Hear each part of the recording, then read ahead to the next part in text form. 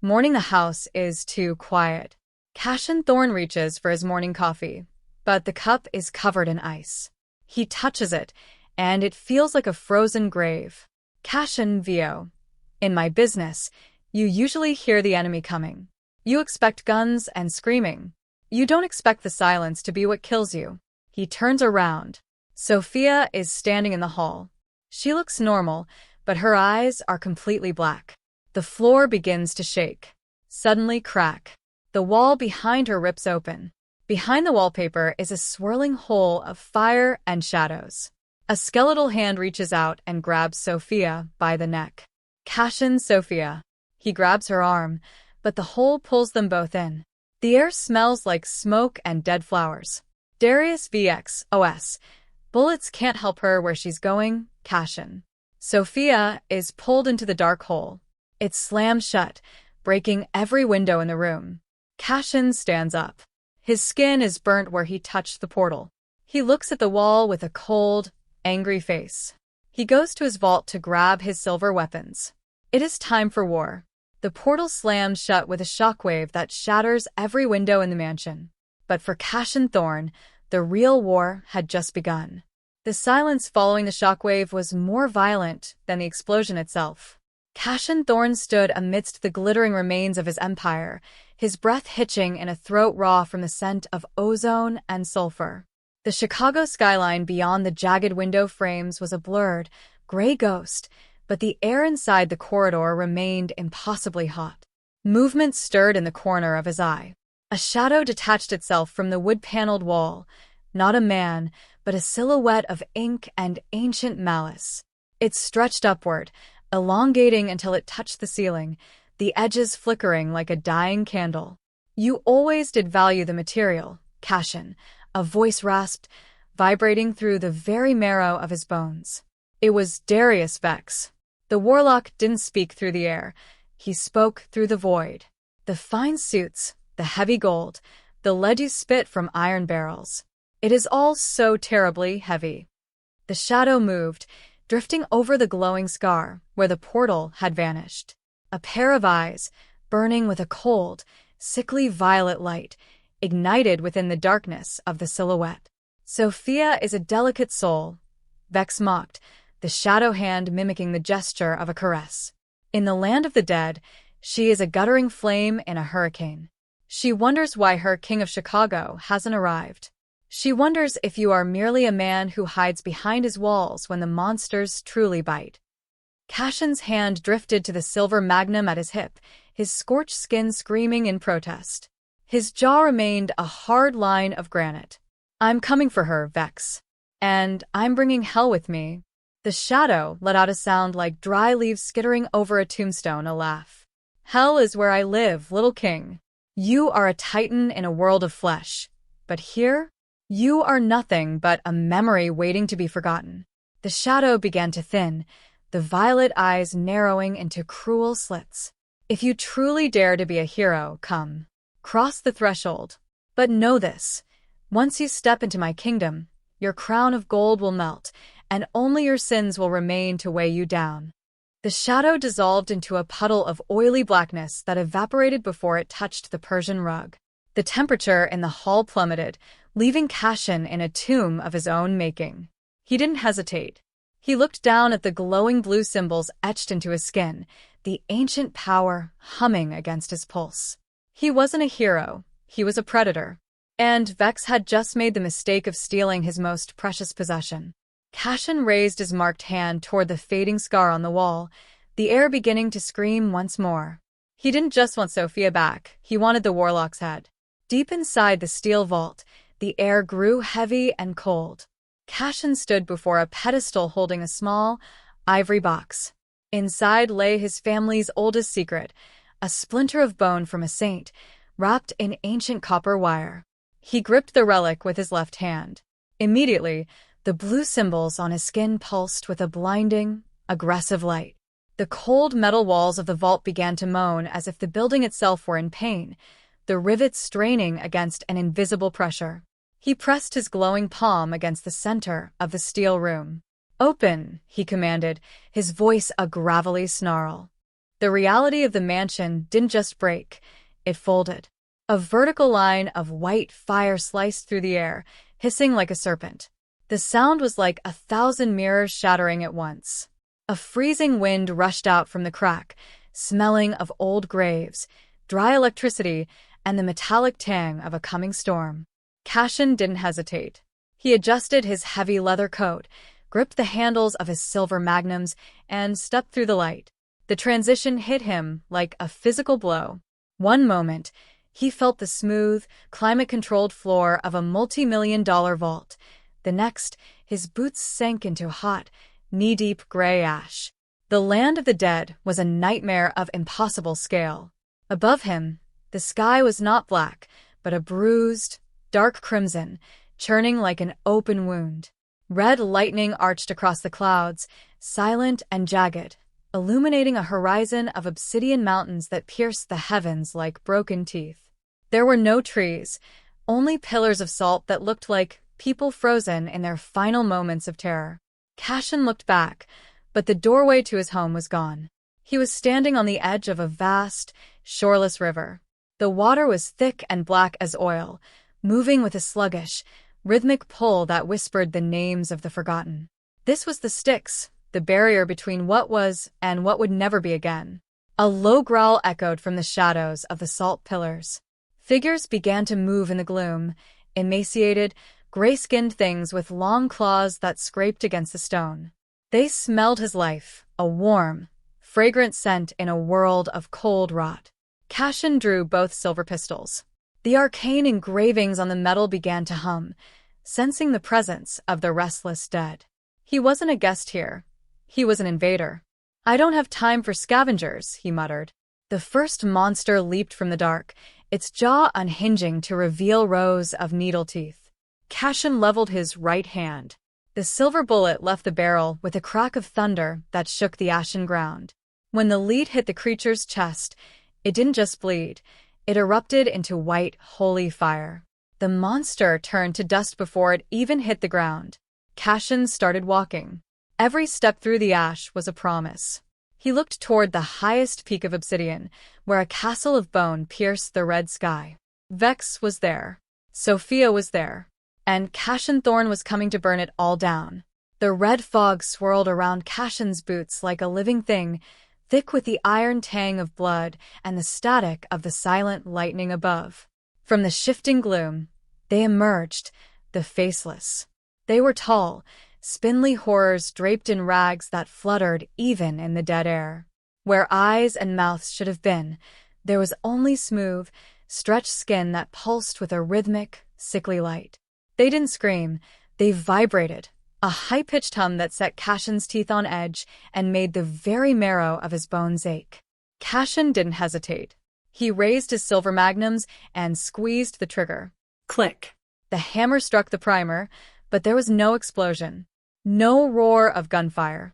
He fired again and again, but the weapons were cold, as dead as the world around him. The faceless sensed his failure. They glided forward with terrifying, liquid speed, their fingers elongating into jagged blades of black bone. One of the creatures lunged, its clawed hand slashing through Cassian's leather coat and deep into his shoulder. He staggered back, hissing as a cold, numbing poison began to seep into his veins. As he clutched the wound, his warm, living blood smeared across the blue magic symbols etched into his palm. The reaction was violent. The symbols didn't just glow, they hissed, drinking the blood with a ravenous hunger. Suddenly, the magnum in his right hand began to thrum with a savage energy. The silver barrel turned a translucent, ghostly red, and the arcane engravings began to bleed light.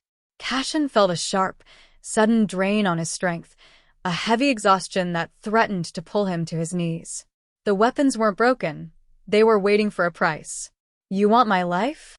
Cassian growled, his vision blurring as the symbols sucked more of his vitality into the steel. "Fine. Take it." He leveled the glowing gun at the nearest faceless horror and pulled the trigger. This time, the weapon roared with the sound of a collapsing mountain. A streak of white-hot soul fire tore through the chest of the creature. It didn't just die, It shattered into a million sparks of frozen light. The others swarmed him, a whirlwind of gray rags and bone blades. Cassian stood his ground, each shot costing him a piece of his soul. Every blast left him weaker, his heart hammering in a frantic, hollow rhythm, but he didn't stop.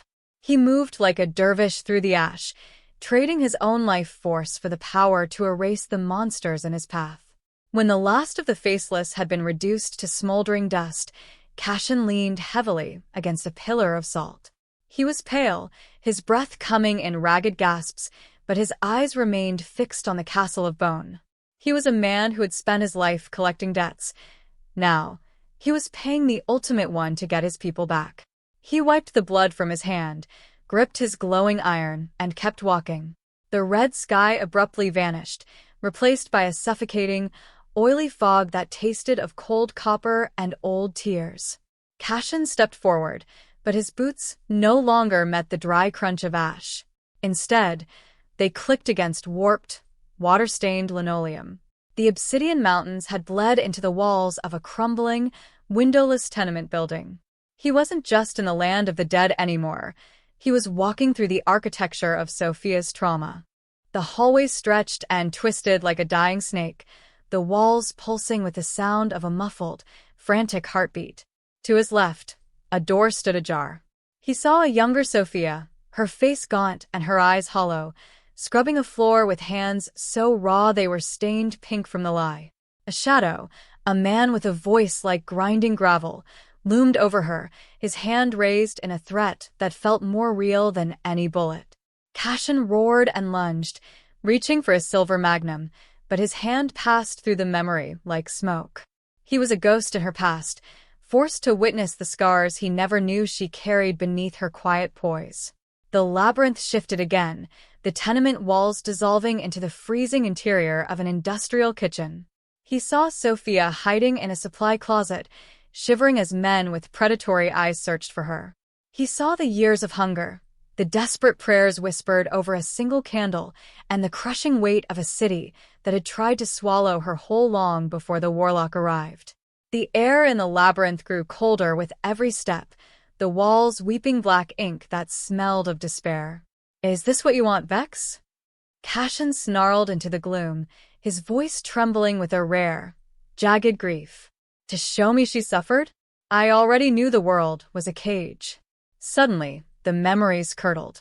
The faceless horrors returned, but they were different now. They wore the tattered clothes of the people who had hurt her, their smooth, skin-covered faces tilting in a mocking imitation of pity. They didn't just attack. They dragged the weight of Sofia's sorrow behind them like heavy chains. One creature, wearing the face of a cruel landlord, lunged from the shadows, its fingers turning into shards of jagged glass. Cassian didn't hesitate. He slammed his bandaged hand against the wall, allowing the blue symbols to drink deep from his open wound until his vision swam. The magnums ignited with a violent, screaming crimson light. "She survived you once," Cassian screamed, his voice cracking with a raw, protective fury. "She doesn't have to survive you again." He fired. The soulfire bullets tore through the memories, shattering the tenement walls and the glass-fingered ghosts. Each blast cost him a piece of his breath, a piece of his very pulse, but he didn't stop until the labyrinth was a wreck of white light and falling plaster. As the illusion collapsed, he saw one final image, the day he had hired her. He saw the flicker of hope in her eyes because, for the first time, someone had offered her a door that locked from the inside. The fog cleared. The castle of bone loomed ahead, and Cassian kept walking, his heart heavy with a debt he could never truly repay. The bridge to the castle of bone was a narrow spine of obsidian arching over a lake of screaming mist. In the center stood the silent guard. It was a titan of rusted iron and dead flesh, 3 times the height of a man, clad in armor that seemed fused to its gray skin. It held a slab of black stone as a shield and a flail that hummed with the souls of the damned. Cassian stepped onto the bridge, his leather coat snapping in the cold wind. He didn't raise his guns. He knew the math. The behemoth was too thick for bullets, even soulfire ones, to reach its heart before it crushed him into the ash. He needed to stop being a soldier and start being a boss. You're in my way, Cassian said, his voice a low, dangerous rumble. The Titan didn't speak. It raised its flail, the iron balls glowing with a sickly green light. It charged, the bridge trembling under its weight. Cassian waited until the last second, then dove to the right. The flail smashed into the obsidian, sending shards of glass flying. Cassian scrambled up, his breathing heavy. He fired a single shot from his magnum, not at the Titan but at the bridge floor beneath its massive feet. The explosion created a cloud of black dust and sparks. Under the cover of the smoke, Cassian sprinted toward the giant. He didn't aim high. He dropped his knees, sliding across the slick stone, and fired 2 more shots into the Titan's unarmored knee joints. The creature roared, a sound like grinding metal, as its leg gave way. It tilted forward, its massive shield lowering for a split second. That was the opening. Cassian didn't use a gun. He reached into his sleeve, clicking a hidden mechanism. A long, thin blade of blessed silver, a gift from a rival family long ago, slid into his palm. As the Titan tried to find its balance, Cassian leaped onto its back, climbing the rusted plates of its armor like a ladder. The behemoth thrashed, trying to shake him off, but Cassian's hand, glowing with blue magic, gripped a neck spike with unnatural strength. He leaned in close to the giant's helmet. "Nothing personal," he hissed. "It's just business." He drove the silver blade into the narrow slit of the Titan's visor. The effect was immediate. White light erupted from the giant's eyes and joints. The creature stiffened, then began to dissolve into a mountain of cooling iron and gray smoke. Cassian rolled off the falling armor, landing hard on the obsidian path. He stood up, his suit torn and his shoulder bleeding, but his eyes were fixed on the castle gates. The bridge was clear. The King of the Dead's front door was open, and Cassian Thorne was tired of waiting. He wiped the blood from his cheek, sheathed his hidden blade, and walked into the lion's den. The gates of the castle did not lead to a throne room of bone, but to a nightmare of consumerism and rot. Cassian stepped through the threshold and found himself standing on a cracked marble floor that wept black oil. Above him, a 6-story atrium rose into a ceiling of swirling red clouds. It was a twisted, decaying reflection of the 900 North Michigan Shops, the luxury mall where Sofia used to window shop on her rare days off. The air here didn't smell like incense. It smelled of stale perfume and formaldehyde.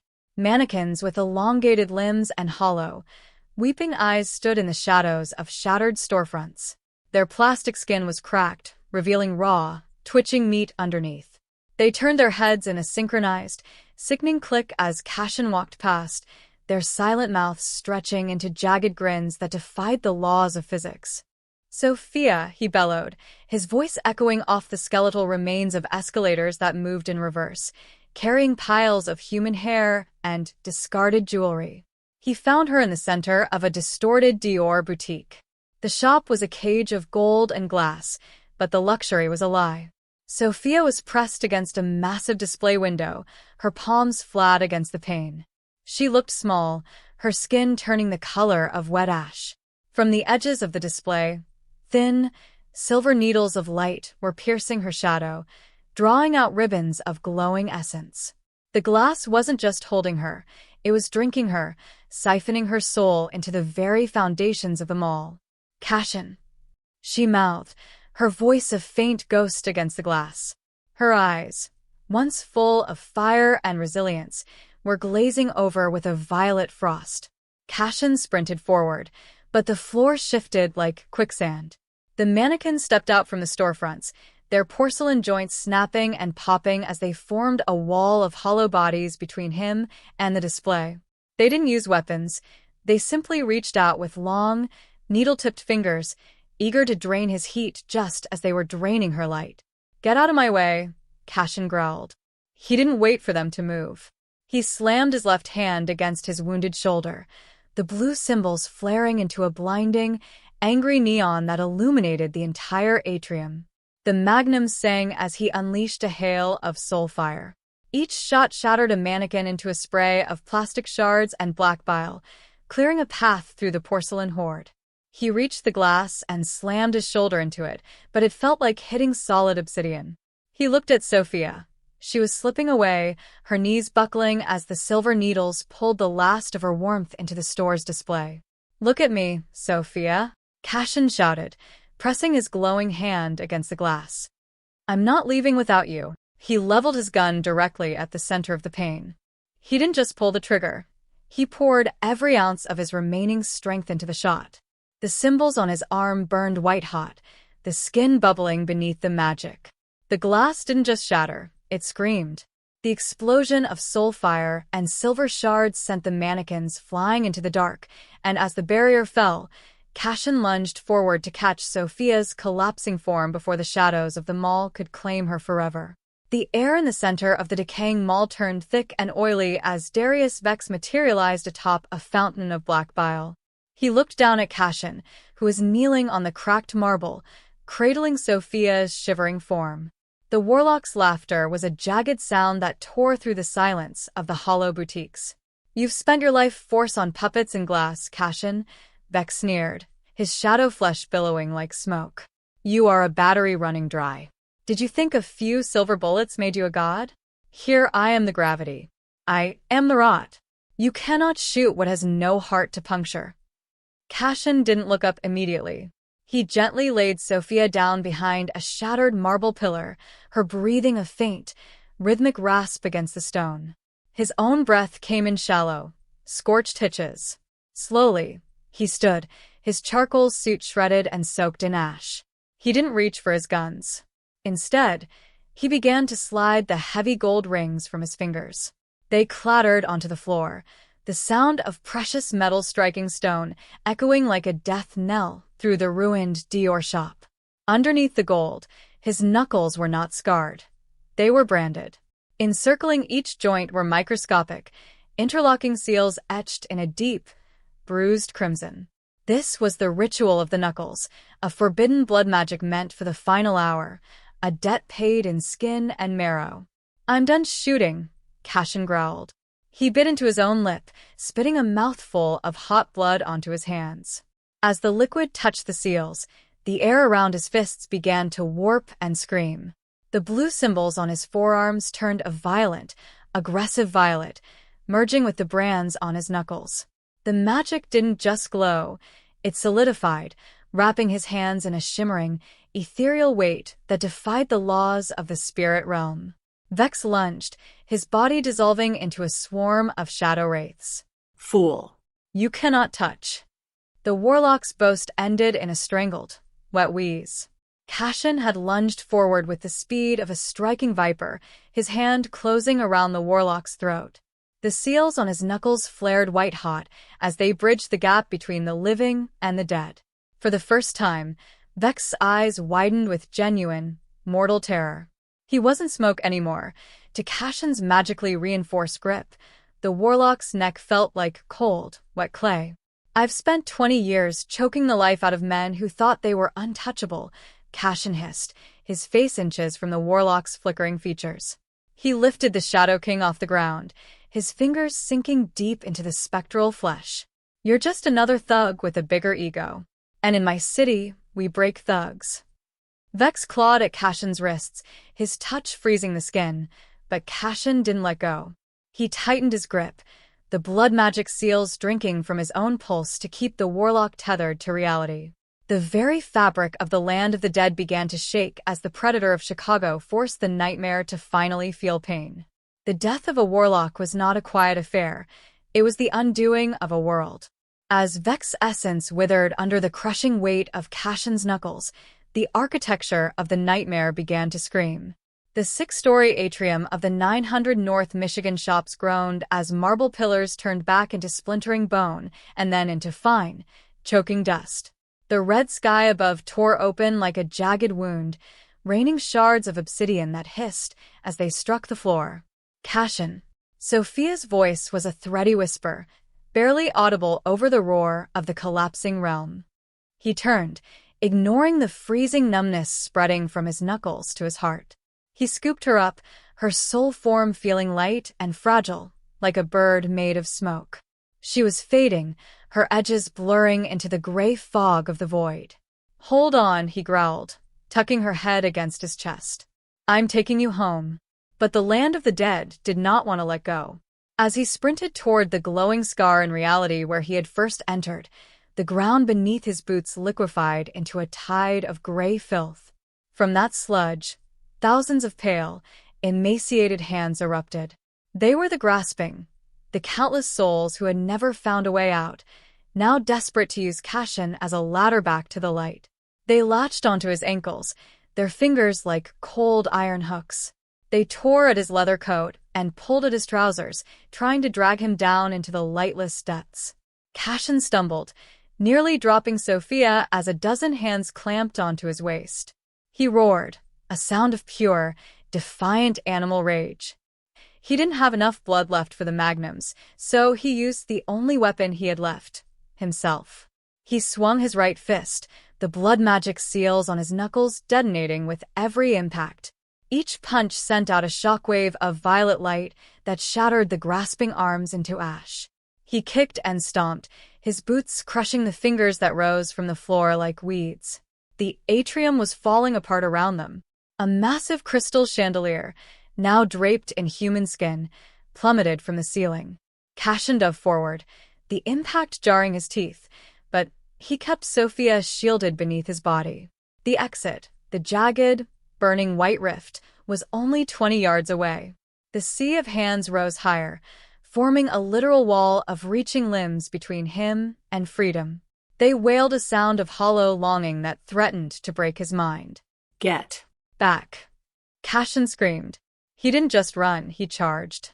He put his shoulder down and plowed into the wall of hands, the blue symbols on his arms burning with the last of his life force. The heat was blinding. The smell of singed hair and ancient rot filled his lungs. He felt fingers snapping under his weight, felt the cold dragging at his soul, but he refused to slow down. With a final, desperate leap, he flung himself and Sofia toward the white fire. The world turned from crimson to a blinding, sterile white, and finally, the hard steel of his vault rose up to meet him. The transition was a silent explosion of normalcy. One moment, Cassian was drowning in the cold, grasping rot of the void. The next, the sharp, clean scent of expensive floor wax and filtered air rushed into his lungs. He hit the reinforced steel of the vault floor with a heavy, metallic thud, his body feeling like it had been reconstructed out of lead and agony. Silence returned to the mansion, thick and heavy. The portal behind them had sealed with a final, dying hiss, leaving only a scorched scar on the wall. Cassian lay there for a moment, his heart hammering against his ribs in a frantic, stuttering rhythm. Beside him, Sofia gasped, a long, shuddering breath that signaled her soul had finally anchored back into her flesh. "Sofia," he rasped, his voice sounding like it had been dragged over broken glass. She stirred, her eyes fluttering open. The sickly violet hue was gone, replaced by the familiar, warm brown that had always been the anchor of his home. She looked at him, her breath hitching as she took in the ruin of the man before her. The shredded silk, the blood-soaked shirt, and the deathly pallor of his skin. "Mr. Thorne," she whispered, her voice trembling. We're back." She reached out, her fingers trembling as she moved to help him up. But as she gripped his hand, the sleeve of his coat fell back, and the light of the vault's overhead lamps hit his knuckles. The gold rings were gone, left behind in the dirt of a dead world, and the crimson brands of the ritual of the knuckles were still raw, pulsing with a faint, receding light. The interlocking seals, etched deep into his skin, spoke of a heritage far darker than any crime syndicate. Sofia froze. Her eyes traced the symbols up his arms, seeing the blue runes that had burned through his skin, now fading into scarred, angry lines. She had spent years dusting his trophies and brewing his coffee, believing him to be a man of simple, mortal violence, a king of the underworld, but a king of this world. The terror that crossed her face wasn't for the warlock who had kidnapped her. It was for the man holding her hand. She saw the truth in the ink.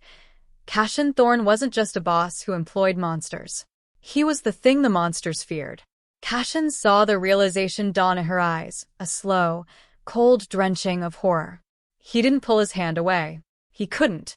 He simply watched as the woman he had just marched through hell to save looked at him and realized she didn't know him at all. The debt of her soul had been paid, but the cost was the only lie that had kept them both safe. "Sofia," he said, his voice dropping to a low, somber tone. "The world is much larger than Chicago." She pulled her hand back slowly, her gaze never leaving the brands on his knuckles. The mansion felt different now, larger, darker, and filled with shadows that no longer felt like decorations. The king was back on his throne, but the crown was made of bone.